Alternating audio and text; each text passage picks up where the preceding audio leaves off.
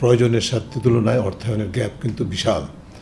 তা সত্ত্বেও যতটুকু অর্থায়ন হয়েছে সেটার কিন্তু সিংহভাগ অনিয়ম দুর্নীতির কারণে ক্ষতিগ্রস্ত হয়েছে। আমাদের ৫৪% কিন্তু দুর্নীতির কারণে ক্ষতিগ্রস্ত হয়েছে। অর্থাৎ আমরা যে অর্থায়নটা করেছি তার বাস্তব মূল্য কিন্তু দেশবাসী পায় নাই। প্রশাসনের যে মানদণ্ডগুলো আছে প্রতিটা মানদণ্ডেই কিন্তু আমরা ব্যর্থতা দেখেছি, ঘাটতি দেখেছি। তহবিলের একটা সিংহভাগ ১৫%-র বেশি অর্থ একটা জালিয়াতি ব্যাংকের কাছে জিম্মি করে রাখা হয়েছে। এটা লুটপাট করেছে তারা ইতিমধ্যে। আমি ধরে নিতে পারি লুটপাট হয়েছে, বিকজ তারা এখন বলছে ২০৩০ সালের দেবে, সেটার কোনো নিশ্চয়তা কিন্তু নেই। প্রয়োজনের সাথে তুলনায় অর্থায়নের গ্যাপ কিন্তু বিশাল। তা সত্ত্বেও যতটুকু অর্থায়ন হয়েছে সেটার কিন্তু সিংহভাগ অনিয়ম দুর্নীতির কারণে ক্ষতিগ্রস্ত হয়েছে। আমাদের হিসাব মতে আপনারা দেখছেন $248 মিলিয়ন,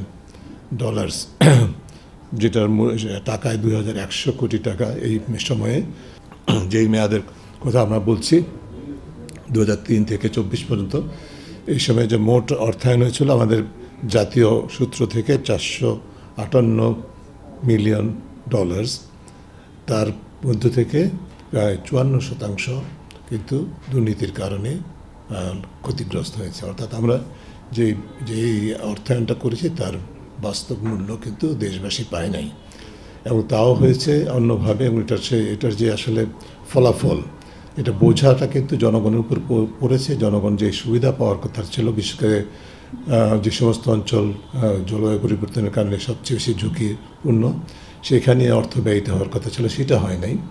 রাজনৈতিক বিবেচনায়, দলীয় রাজনৈতিক বিবেচনায় অর্থায়ন হয়েছে, সেটি আপনারা ম্যাপেও দেখেছেন, পরিসংখ্যানও দেখেছেন।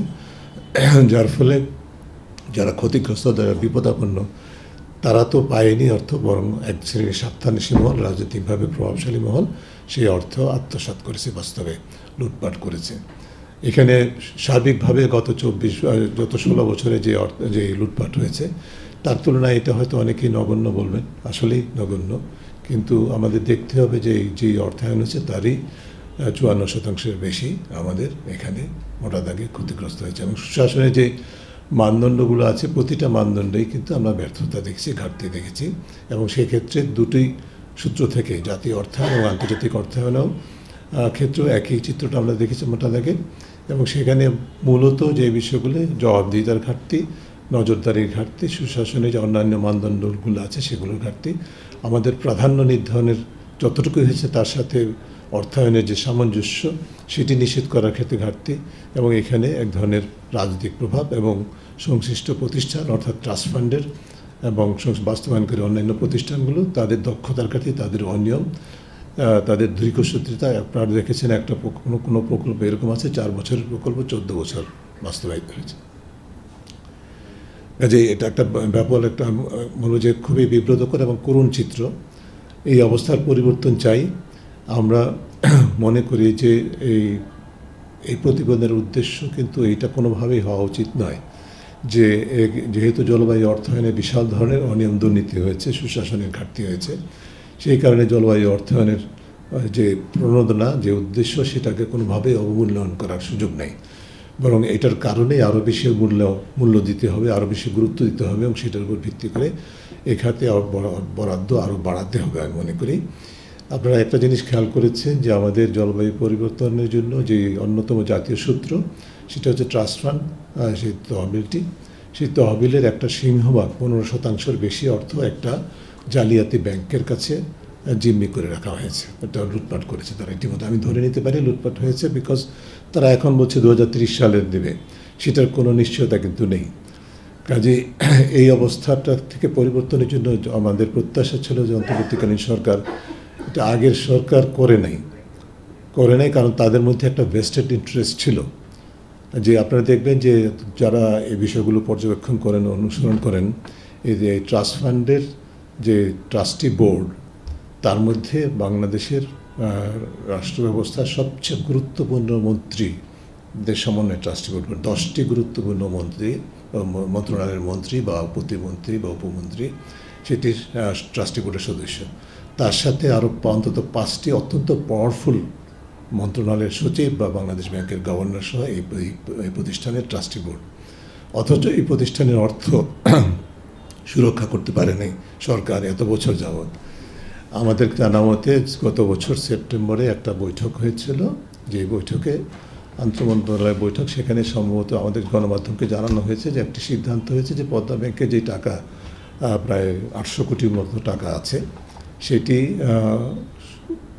বলবো যে ফিরে পাওয়ার জন্য চেষ্টা করা হবে, পথরেখা তৈরি করা হবে। কোথায় সেই পথরেখা এখন পর্যন্ত আমরা দেখি নাই। তার চেয়ে ইম্পর্টেন্ট একটা পয়েন্ট হচ্ছে, আমরা লক্ষ্য করলাম সেখানে বলা হয়েছে যে এই ধরনের ব্যাংকের কাছে গচ্ছিত অন্য মানে খাতেও যেরকম হয়েছে একই, এবং জলবায়ু পরিবর্তন এই ট্রাস্ট তহবিলের ক্ষেত্রেও এই অর্থ পুনরুদ্ধারের জন্য একই মানদণ্ড অনুসরণ করা হবে। ঠিক আছে, আমরা অন্য কোনো খাতের গুরুত্ব অবমূল্যায়ন করতে চাই না, কিন্তু এই খাতের জন্য তো এটা তো এক হচ্ছে যে এটা সবচেয়ে গুরুত্বপূর্ণ বাংলাদেশের, বিশেষ করে উপকূলীয় অঞ্চল, যারা ক্ষতিগ্রস্ত ঝুঁকিপূর্ণ অঞ্চল, তাদের জন্য জীবন বাঁচা মরার চ্যালেঞ্জ। এইটাকে সমান প্রাধান্য কেন দিতে হবে, এটাকে কেন বেশি প্রাধান্য দেওয়া যাবে না? এক। দ্বিতীয় হচ্ছে যে আপনি যদি সার্বিকভাবে হিসাব করেন, এখন যে সমস্ত ব্যবসা প্রতিষ্ঠানগুলো তাদের প্রতিষ্ঠান চালাতে পারছে না বিভিন্ন কারণে, বেক্সিমকো থেকে শুরু করে নাসা গ্রুপ থেকে শুরু করে, এবং তাদের অনুসরণ করে আরও বেশ বড় সংখ্যক একদল কোম্পানি সরকারের কাছে 7,000 কোটি টাকা দাবি করতেছেন। সেই টাকা হয়তো সংকুলন হয়ে যাবে, আমরা দেখব। কিন্তু আমার এই জলবায়ু পরিবর্তনের জন্য, তো এই তহবিলের জন্য যারা বাংলাদেশের মানুষ জীবন মরার ঝুঁকির সম্মুখীন, তাদের জন্য আমি 900 কোটি টাকা 800 কোটি টাকা উদ্ধার করতে পারবো না, বা কোনো বিকল্প ব্যবস্থা সরকার করতে পারবে না, এটা কিন্তু প্রত্যাশিত নয়।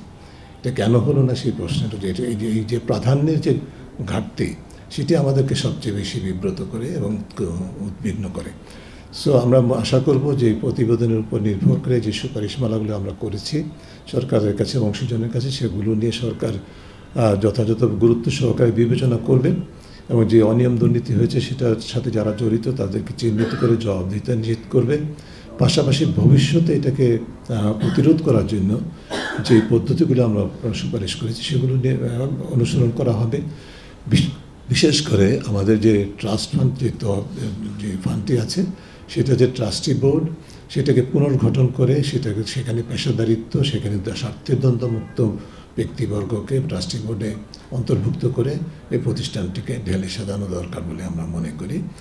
আমি এই বলে এই পর্যায়ে শেষ করছি। আপনাদের যদি কোনো প্রশ্ন থাকে তাহলে আমার সহকর্মী আছেন, আমরা মিলে আপনাদেরকে জবাব দেওয়ার চেষ্টা করব। ধন্যবাদ। তবে কিছু নির্দেশনা আপনারা পাবেন। এই যে আমাদের যে ম্যাপে যেটা দেখানো হয়েছে এবং পরবর্তী ট্যাবলে যেগুলো দেখানো হয়েছে সেগুলো আপনারা পাবেন। আমি এই প্রসঙ্গে থ্যাংক ইউ আপনাকে এই কোয়েশ্চেনের জন্য। আমি বলবো যে এই গবেষণা, এই প্রতিবেদনটা কিন্তু আপনারা যারা জলবায়ু পরিবর্তন নিয়ে কাজ করেন তাদের জন্য আরও ফার্দার মানে ইনভেস্টিগেশনের সুযোগ দিবে। আপনারা সেটা করলে, এটাকে ধরে ধরে যদি চিহ্নিত করেন, তাহলে আরও মানে দেশবাসী আরও উপকৃত হবে। সো আমাদের ওই কী বলো যে নেমিংটা আমরা করতে পারি না, কিন্তু আমরা কিন্তু চিহ্নিত করেছি। আপনি চাইলেই সেটা বুঝতে পারবেন, একটু খেয়াল করে দেখলে বুঝতে পারবেন। আর যেটা বলেছিলাম, একটু যাতে করে বিভ্রাট না হয়, আমাদের বিভিন্ন অত্যন্ত নির্ভরযোগ্য সরকারি বা সরকারের বাইরে বিশেষজ্ঞদের প্রাক্কলন অনুযায়ী বাংলাদেশের জলবায়ু পরিবর্তনের জন্য মোট প্রতি বছর দরকার হচ্ছে $12 বিলিয়ন করে। সেই জায়গায় আমরা 2003 থেকে 2024 পর্যন্ত মোট পেয়েছি 1.2 বিলিয়ন, যার মধ্যে বাংলাদেশের নিজস্ব অর্থ হচ্ছে 458 মিলিয়ন, এবং বাকিটা অর্থাৎ 801 হচ্ছে 1 মিলিয়ন হচ্ছে বৈদেশিক সূত্রে প্রাপ্ত।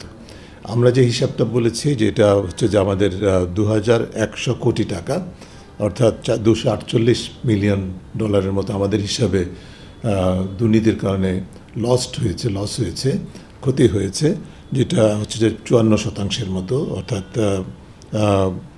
মোট যে ব্যয়িত বা অর্থায়ন যেটা অংশটা করা হয়েছে অর্থ জলবায়ু তহবিল থেকে, ট্রাস্ট ফান্ড থেকে, তার 54% ক্ষতিগ্রস্ত হয়েছে দুর্নীতির কারণে। এটি হচ্ছে আপনার প্রশ্নের জবাব। Thank you.